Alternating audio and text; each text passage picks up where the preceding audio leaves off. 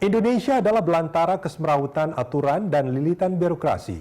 Iklim ini yang dikeluhkan pengusaha, lantaran musuh terbesar pengusaha adalah ketidakpastian. Tapi benarkah Undang-Undang Cipta Kerja justru menjadi karpet merah bagi investor bermasalah? Indonesia, obesitas regulasi. Jumlah perizinan usaha di Indonesia menurut Ketua Umum Kamar Dagang dan Industri Indonesia, sekaligus Ketua Satgas Omnibus Law Rosan Ruslani, mencapai 8.848 peraturan dari pusat.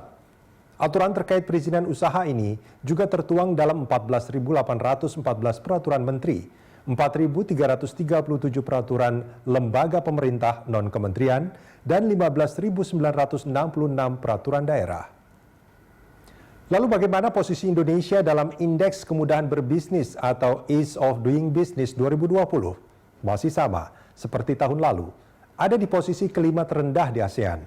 Survei Bank Dunia terhadap 190 negara di dunia menunjukkan Indonesia berada di peringkat ke-73. Meski peringkatnya tetap seperti tahun lalu, Indonesia mencatatkan peningkatan skor pada indeks dari 67,96 pada tahun lalu menjadi 69,6.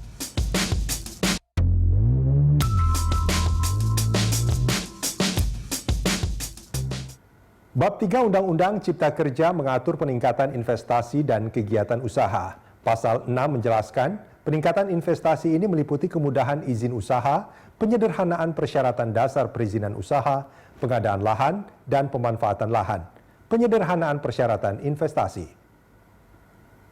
Undang-Undang Cipta Kerja juga mempermudah perizinan usaha dari yang awalnya berbasis izin menjadi berbasis risiko dan skala usaha.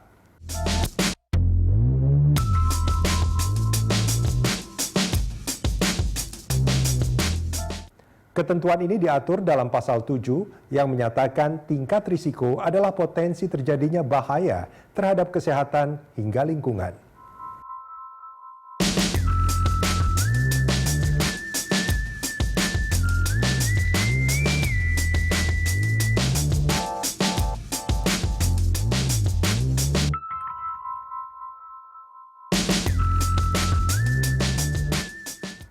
Untuk bisnis berisiko rendah, perizinan usaha hanya cukup dengan nomor induk berusaha atau NIB.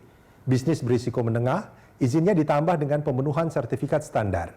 Sedangkan yang berisiko tinggi membutuhkan persetujuan dari pemerintah pusat untuk memulai usaha. Kemudian dalam bab 6 pasal 105 sampai 118 Undang-Undang Cipta Kerja diatur mengenai kemudahan berusaha.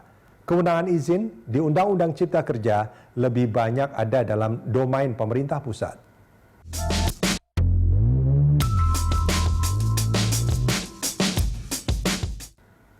Undang-Undang Cipta Kerja juga secara signifikan mengubah ketentuan di dalam Undang-Undang Nomor 26 Tahun 2007 tentang tata ruang.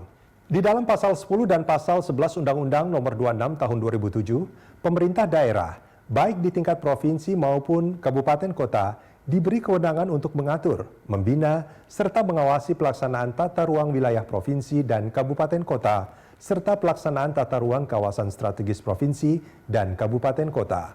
Namun dalam Omnibus Law, kewenangan atas tata laksana kawasan strategis daerah itu tidak lagi menjadi kewenangan daerah, tetapi menjadi kewenangan pemerintah pusat.